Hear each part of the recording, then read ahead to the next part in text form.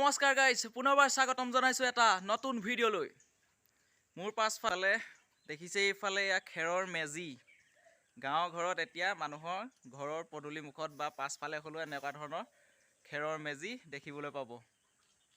এইফালে খেৰৰ মেজি, এইফালে এইয়া মোৰ এইখন বসন্তী, এইফালে বসন্তী, এইফালে এইটো ভঁৰালত এতিয়া ধান থোৱা নহয়, ধান মাৰি পানীহে থোৱা হয়। এই বাৰান্দাত ৰখা হৈছে ধানখিনি। এইফালে বাৰান্দাত বস্তাত ভৰাই ধানখিনি ৰখা হৈছে। এইটো আমাৰ পুৰণি ঘৰ, এল পেটনৰ এইটো এটা পুৰণি ঘৰ। এতিয়া ধানখিনি